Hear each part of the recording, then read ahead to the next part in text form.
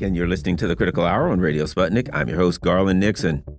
The House of Representatives is working to conflate opposition to Israeli policies with anti-Semitism, and Russia is calling for an investigation into mass graves in Gaza, amongst many other people calling for that same investigation. Joining us to discuss this and more, we've got Dr. Gerald Horne. He's a professor of history at the University of Houston in Texas. He's an author, historian, and researcher, and he has knowledge of great music.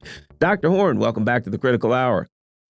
Thank you for inviting me. Let's start with this. The House passes a bill that conflates criticism of Israel with anti-Semitism. The legislation adopts a definition of anti-Semitism that could be used by the Department of Education to crack down on college professors.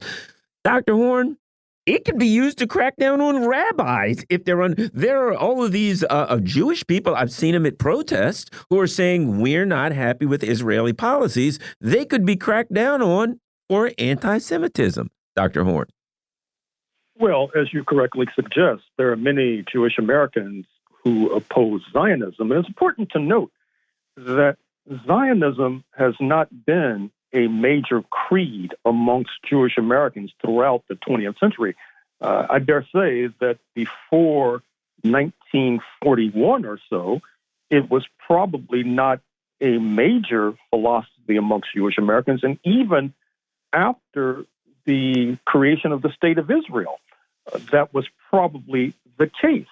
I think it's also important to point out that you had a number of Jewish American congresspersons, principally and pointedly Congressman Gerald Nadler of Manhattan, who opposed this legislation.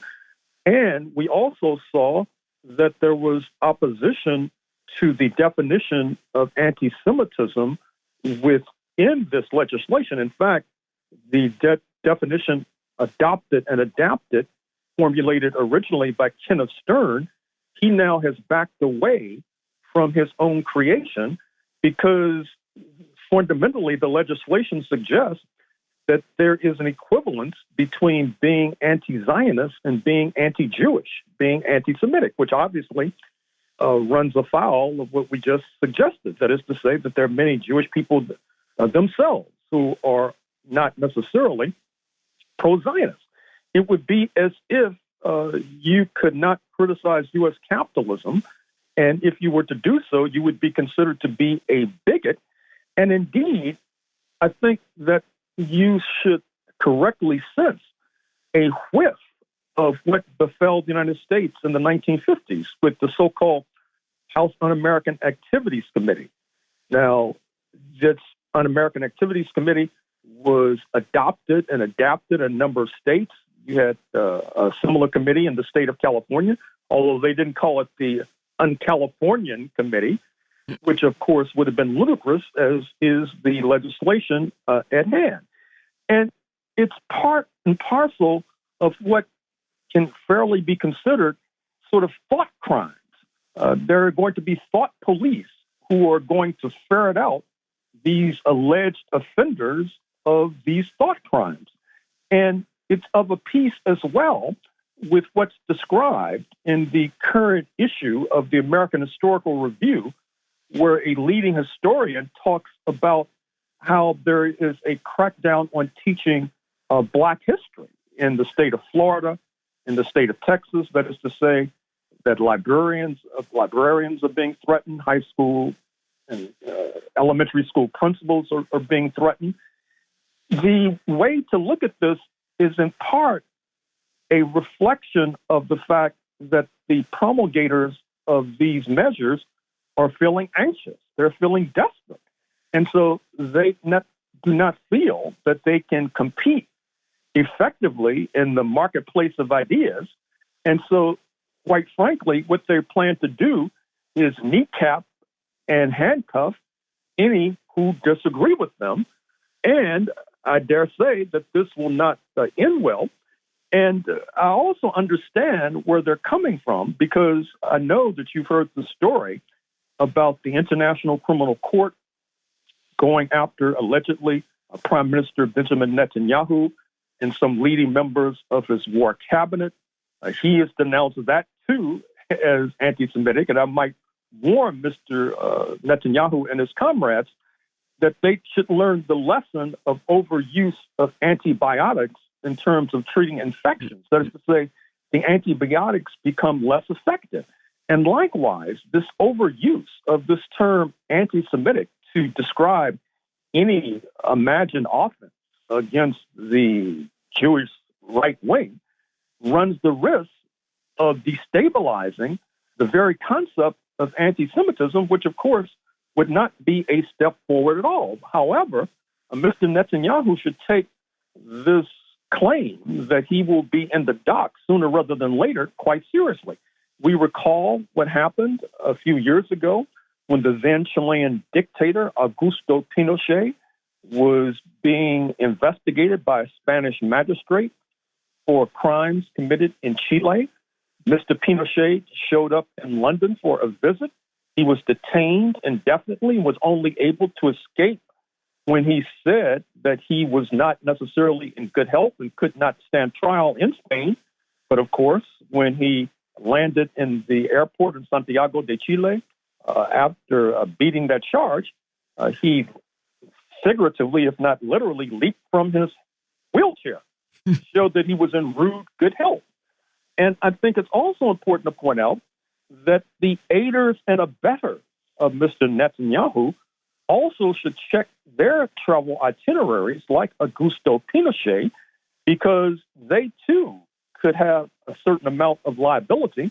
I'm thinking of the leaders of the Federal Republic of Germany just in the dock at the International Court of Justice brought by Nicaragua because it's supplying arms to the Israeli war criminals. I'm thinking of officials at the White House, the State Department, at the Pentagon, who can and probably should be charged similarly. And I think it's also well that the International Criminal Court is trying to rehabilitate its tattered reputation. We all know that historically it's had a reputation of going after leaders from Africa, going after leaders from formerly socialist Yugoslavia.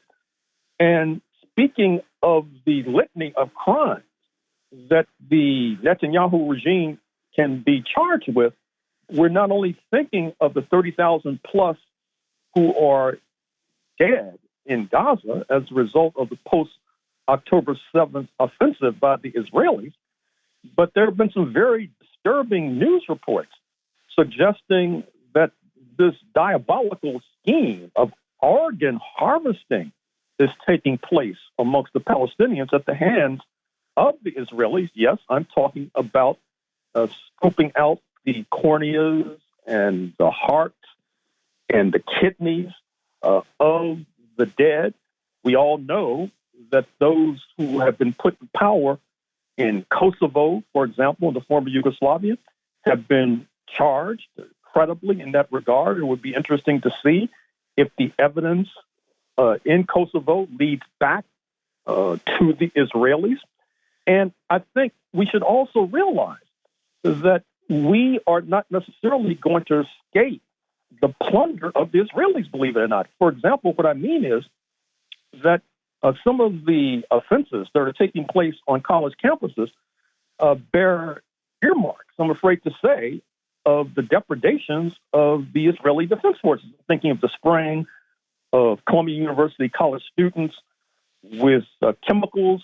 I'm thinking of the releasing of mice into encampments in Columbia, at the UCLA.